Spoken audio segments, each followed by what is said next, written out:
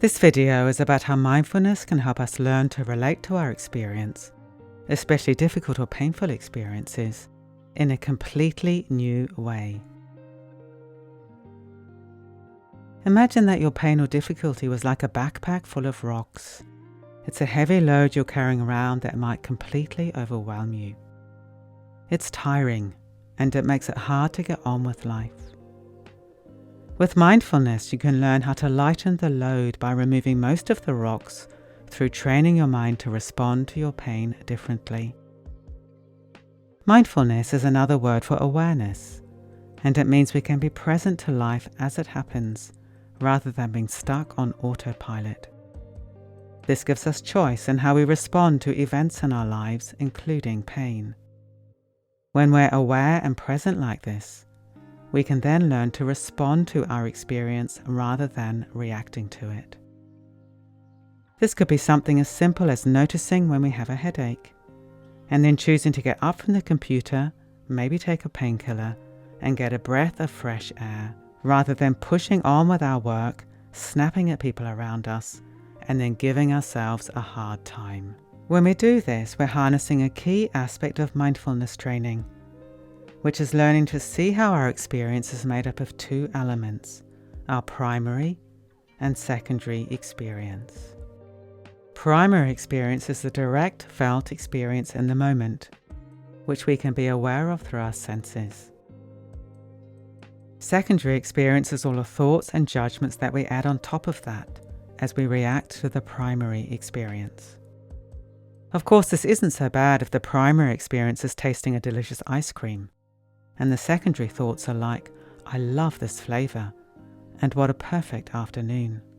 The trouble comes when our primary experience is unpleasant, and we react to that with negative thoughts and feelings, and physical tension, of course. This is when we really start to experience it as primary and secondary suffering. So let's consider an example. Going back to the imaginary headache. What's the primary suffering here? What's the direct felt experience?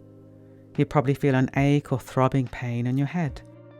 Maybe a feeling of tightness around the forehead. Perhaps as you explored this more, there's also some nausea in the stomach and sensitivity to light. You could picture all of this primary suffering as a big red blob. Now, as you react to these unpleasant sensations, here comes secondary suffering. Thoughts arise such as, oh no, how am I going to get all my work done now? Why did this have to happen when I've got a deadline? I'm getting a lot of headaches. Maybe there's something really wrong with me. And these thoughts might be accompanied by unpleasant emotions such as sadness, blame, anger, and self-pity. All the secondary stuff adds on layer after layer of additional suffering, causing a kind of snowball effect of unhappiness. We go into catastrophizing mode, and the more we pile on the worry and unhappiness, the worse we feel. We may even find now that our headache has got worse, and is accompanied by tension in our shoulders, and our old back pain is starting to flare up. Then more secondary suffering kicks in reaction to that experience, and so it goes on. Sound familiar? So how can mindfulness help with this unpleasant predicament?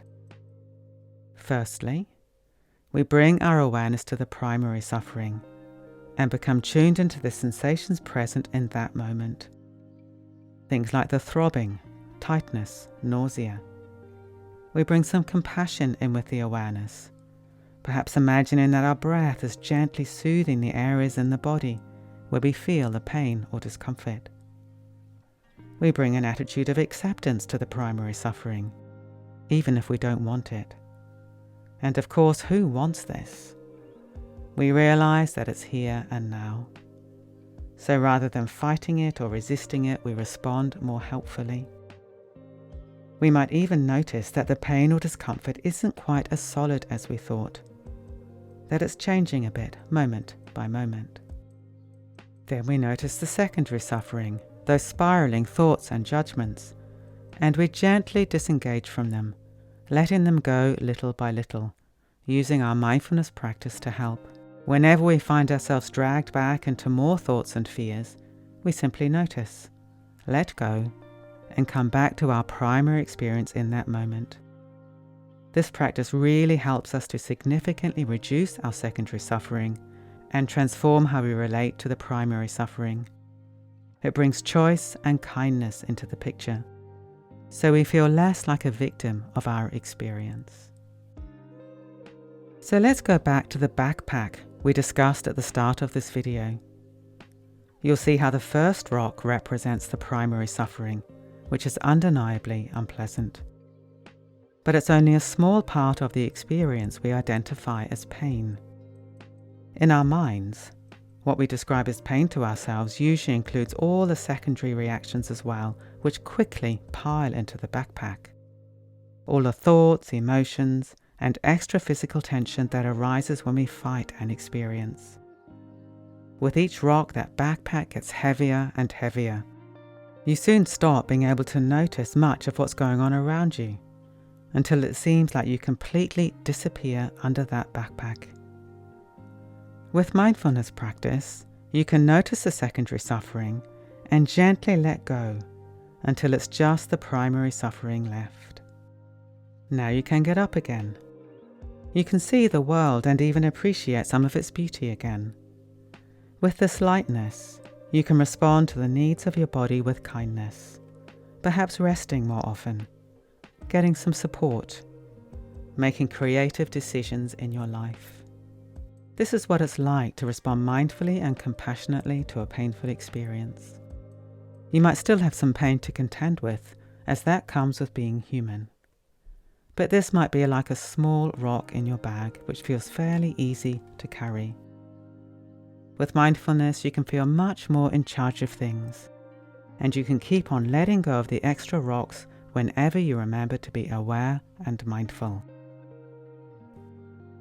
You can be much more awake to life, and everything becomes richer.